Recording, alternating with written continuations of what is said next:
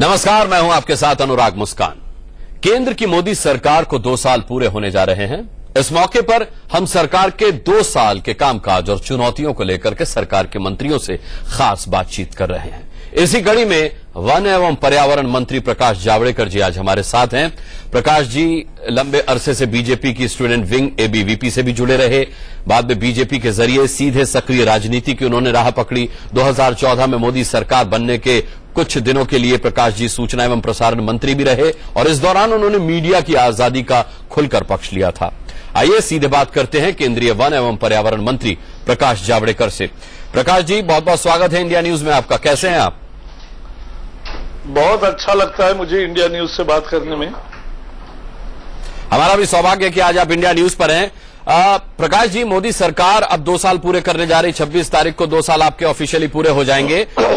कितने वादे आप ऐसे मानते हैं या बता सकते हैं जिनके बारे में आप दावा कर सकते हैं कि वो आपने पूरे किए, आपकी सरकार ने पूरे किए? हमारी सरकार ने सबसे बड़ी, हर एक जो कांग्रेस का घोटाला था उसको हमने एक सफलता में परिवर्तित किया कि एक पारदर्शिता लाकर। तो पारदर्शी आपदा हमारी सबसे बड़ी उपलब्धि है। कोयले का घोटाला हुआ था, अब कोयले की नीलामी हो रही है, पारदर्शिता है। तो स्पेक्ट्रम का घोटाला हुआ था, स्पेक्ट्रम अब नीलामी से बेचा जा रहा है और उससे पारदर्शिता आई है। मेरे विभाग में पर्यावरण में पारदर्शिता बिल्कुल नहीं थी। हमने ऑनलाइन प्रक्रिया शुरू की, पूरी पारदर्शिता लाई। सारे डिटेल्स हर प्रोजेक्ट के हम वेबसाइट पर रख रहे हैं और एक पारदर्शी तरीके से अप्रूवल्स मिलते हैं लोगों को। तो ये पारदर्शिता, और 1 जनवरी 2017 से सारी दूसरे भी खदानें, कोई भी खनन करना होगा किसी भी मिनरल का, तो वो भी अब नीलामी से होगा। ये बहुत बड़ी पारदर्शिता हमने लाई है। सारी करप्शन की एक बड़ी जड़ ही हमने खत्म की है। ये एक बड़ी उपलब्धि है। ब्लैक मनी के खिलाफ जो कार्रवाई शुरू की, जो कानून भी बनाया और जितने भी जानकारी मिलती रही उस पर तुरंत एक्शन ले रहे हैं और ये मसले अभी कोर्ट में जा रहे हैं जांच के बाद। तो ये बहुत जरूरी था। इससे एक नया माहौल पैदा होगा। ब्लैक का अभी का जो निर्माण हो रहा है, वो ब्लैक का जो निर्माण पहले हो रहा था वो अब कम होगा और धीरे धीरे खत्म होगा। उसी दिशा में आखिर हमें जाना है। तो ये एक बहुत है। दूसरी बड़ी सफलता है, आपने मुझे 3 सफलता पूछी। एक तीसरी सफलता है कि जनता का इतना सहभाग कि 20 महीने में 20 करोड़ लोग कतार लगाकर अकाउंट खोलेंगे। उसमें से 15 करोड़ लोग 12 रुपए भर के अपना बीमा कराएंगे। पहली दफा गरीब ने बीमा खरीदा है 12 रुपए देकर। ये एक बड़ी पहल है, गरीब की आकांक्षा को दर्शाती है। और शिक्षा में सुधार हुआ, कौशल हुनर में सुधार हुआ और एम्प्लॉयमेंट पोटेंशियल तो निवेश से ही बढ़ता है। Make in India, made in India, दलितों का एम्पावरमेंट और मुद्रा योजना के द्वारा 1 करोड़ से भी ज्यादा नौजवानों को आज रोजगार मिला है। जो रोजगार मांगने जा रहे थे वो आज रोजगार देने वाले हो गए। ये बहुत बड़ी उपलब्धि है। बेशक ये बड़ी उपलब्धियां हैं, लेकिन विपक्ष नहीं मानता कि आप जो योजनाएं गिनाते हैं वो आपकी उपलब्धियां हैं।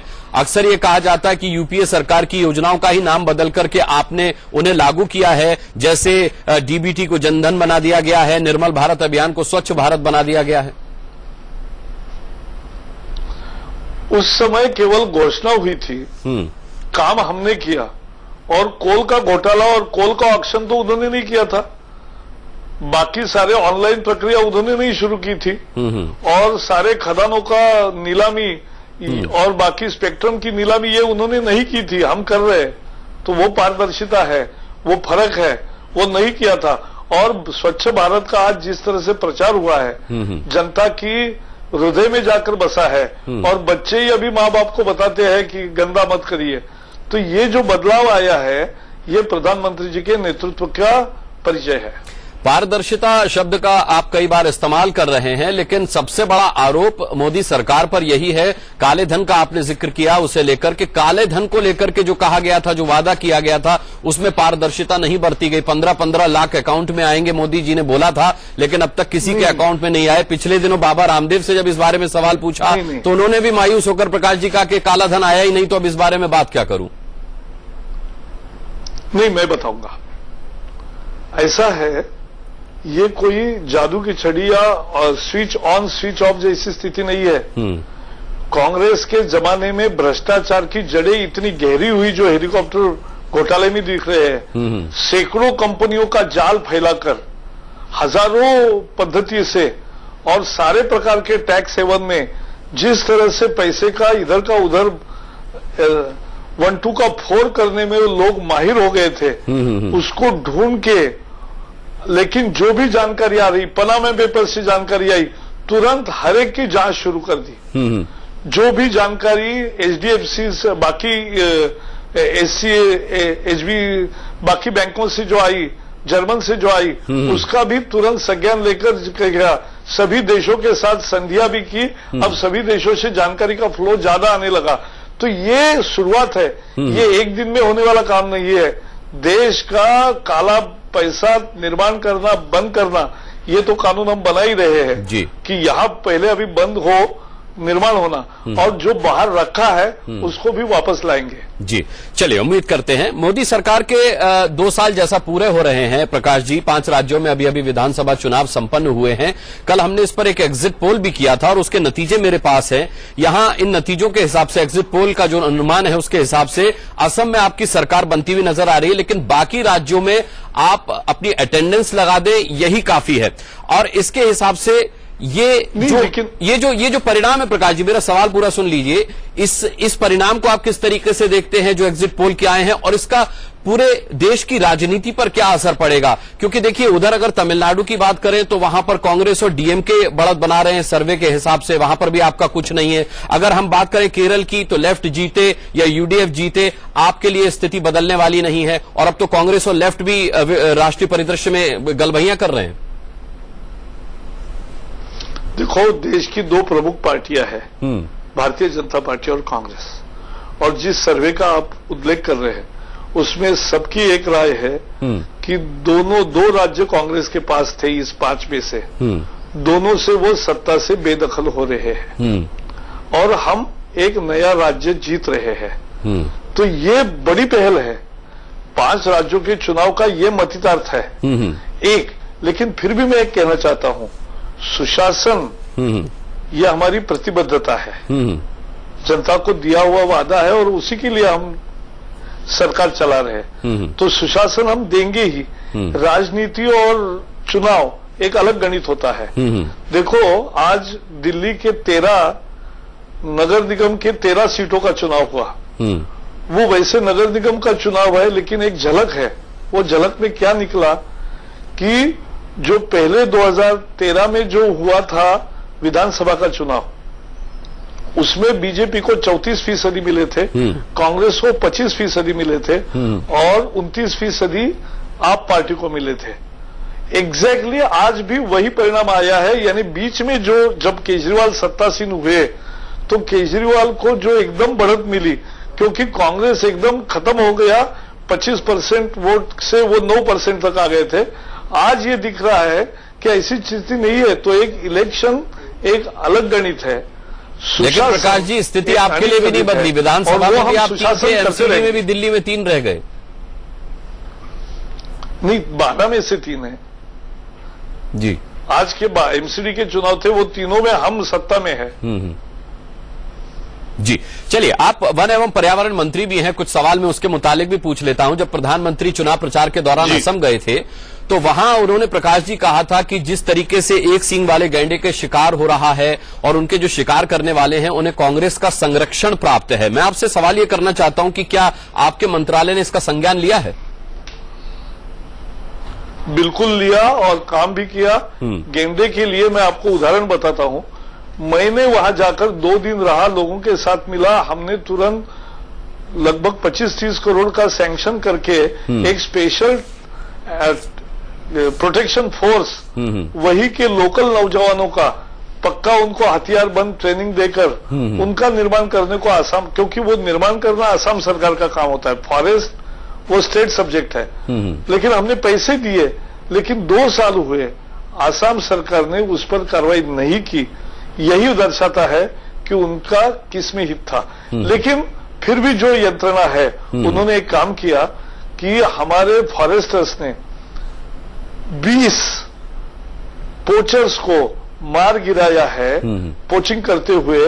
तो ये भी एक जबरदस्त दंड देने की नीति हमने चालू की है और सबका मनोबल उस दिशा में बढ़ाया है। जी प्रकाश जी, प्रधानमंत्री खुद तो सोशल नेटवर्किंग साइट्स पर, सोशल मीडिया पर एक्टिवेट रहते ही हैं और वो चाहते भी हैं कि उनके मंत्री और सांसद भी अपनी उपस्थिति जो है वो सोशल मीडिया प्लेटफॉर्म पर बढ़ाएं, वो एक्टिवेट हों।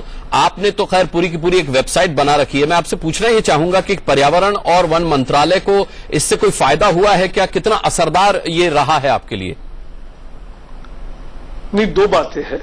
हमारे यहाँ मंत्री का एक वेबसाइट होना और बाकी सोशल मीडिया में हम एक्टिव है, क्योंकि हम ऐसा समझते हैं कि अच्छा काम भी करना चाहिए और काम अच्छा किया तो बताना भी चाहिए, लोगों को विश्वास भी दिलाना चाहिए कि भाई अच्छा काम हो रहा है। देखो, नकारा केवल न्यूज नहीं होती।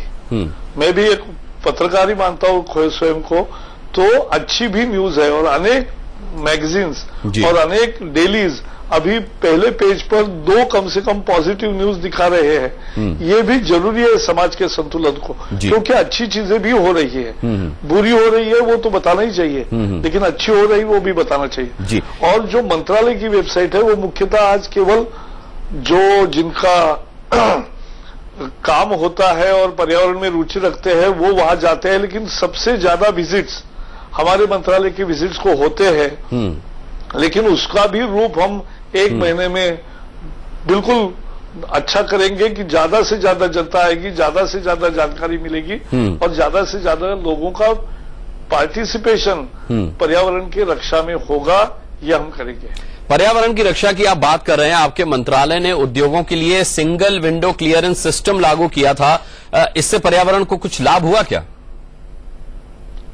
बिल्कुल हुआ, क्योंकि हमने प्रदूषण के मानक 20 इंडस्ट्रीज के और कठिन किए हैं, उनको अपवर्ड रिवाइज किया, उनके स्ट्रिंजेंट किए। तो इसका मतलब है कि उन इंडस्ट्रियों से अब उतना पोल्यूशन नहीं होगा जितने पहले अलाउड था, अब कम अलाउड है। और उसका मॉनिटरिंग भी हम बेहतर कर रहे हैं, यानी थर्मल पावर हो, सीमेंट हो, टेक्सटाइल हो, पेपर एंड पल्प हो, बाकी सभी इंडस्ट्रीज के हमने मानक ही बदल दिए, ऊंचे किए हैं और इंडस्ट्री ने भी स्वागत किया है और स्वीकार किया है। अब उनको जो परिवर्तन के लिए जितना समय देना आवश्यक है वो हमने दिया है। लेकिन अब हर प्रदूषण के पल पल की खबर हमें मोबाइल पर भी मिलती है, क्योंकि सभी कल कारखाने जो प्रदूषण करने वाले थे उन पर हमने 24 घंटे निगरानी करने वाले यंत्र उनके चिमनी पर और उनका जहां से एफ्लुएंट निकलता है गंदा पानी, वहां भी हमने लगाए हैं। जी प्रकाश जी, पर्यावरण को नुकसान अवैध खनन से भी बहुत होता है। मैं जानना चाहूंगा कि क्या आपके मंत्रालय ने अवैध खनन को रोकने के लिए अब तक क्या कदम उठाए हैं? क्योंकि ये एक पूरी राष्ट्रीय समस्या है, देशव्यापी समस्या है, जहां अवैध खनन के माफिया सक्रिय हैं और वो बेइंतहा लोगों की जानें भी ले रहे हैं। हमने देखा प्रशासनिक अधिकारियों तक को उन्होंने मारा है जान से।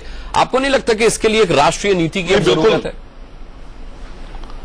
वही किया है और उसकी एडवर्टीजमेंट भी दी अभी इस बार कि सैंड माइनिंग, वालू माफिया जगह जगह तैयार हुए, नदियां सूख रही है, क्योंकि हमने फिर अब नई जो नीति लाई है जिसे सतत विकास के दृष्टि से वालू का खनन कैसे हो, ये वो नीति है। उसमें सेटल तैयार हुए, नदियां सूख रही है, क्योंकि हमने फिर अब नई जो नीति लाई है जिसे सतत विकास के दृष्टि से वालू का खनन कैसे हो, ये वो नीति है। उसमें सैटेलाइट से हम देखेंगे नदी को कि नदी में कितना और कहां वालू जमा हुई है, क्योंकि बारिश के साथ वालू आती है जी। तो वो वालू जितनी आएगी उतनी और वही खनन करने के लिए परमिशन मिलेगी, ये पहला बदलाव। और दूसरा, 1000 ब्रास का परमिट मिला और 10,000 ब्रास ले गए, ये जो होता था ये अब बंद हो जाएगा, क्योंकि हर ट्रक को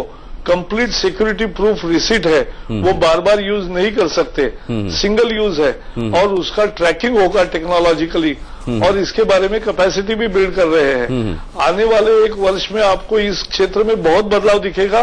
और मैंने पहली दफा सरकारी इश्तेहार में ये बताया है, लोगों को आह्वान किया है कि आपको अगर आपके परिसर में कहीं भी अवैध बालू का खनन चलता दिख रहा है तो हमें फोटो लेकर या आप जानकारी हमें वहां की भेजिए, क्योंकि उस जानकारी के सहारे हम अवैध खनन पर निश्चित रूप से कार्रवाई करेंगे। जी प्रकाश जी, एक आंकड़ा मेरे पास है कि भारत की गिनती दुनिया के टॉप 10 देशों में होती है जहां भरपूर जंगल हैं। हमारा देश जंगलों से भरपूर है। फॉरेस्ट कवर 1990 के बाद से लगातार बढ़ रहा है।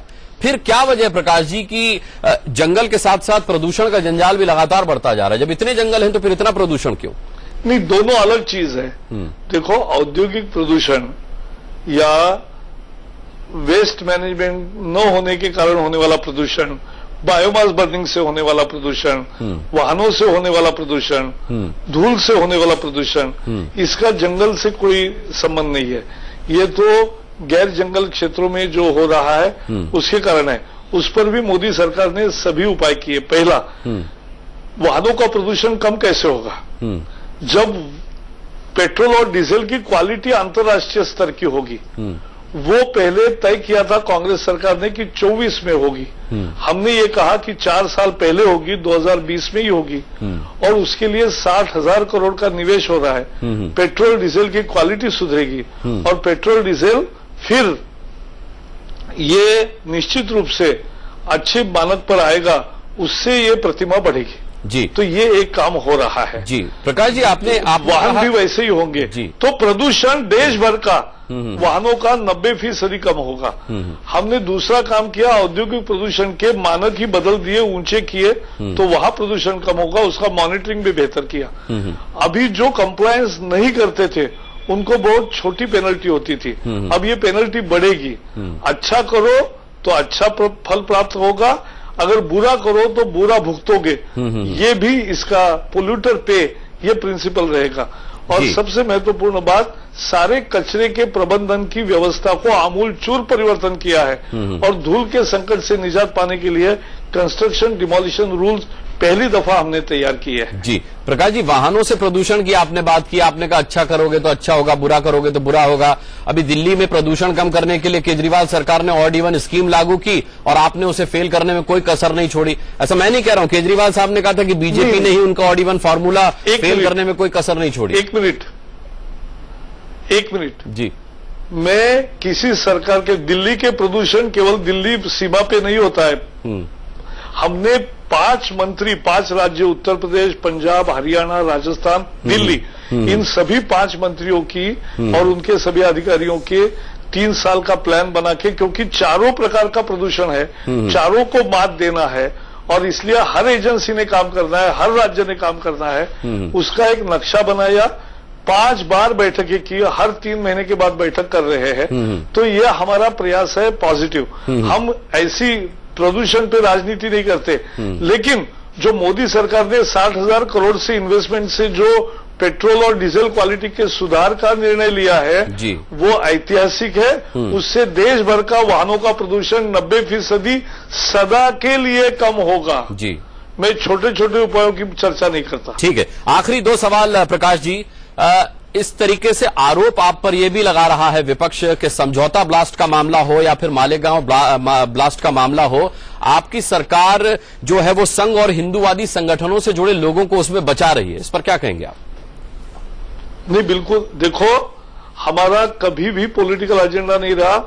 आपने कांग्रेस के जमाने में सीबीआई की रिपोर्ट लॉ मंत्री बदलते थे, ये आपने देखा है।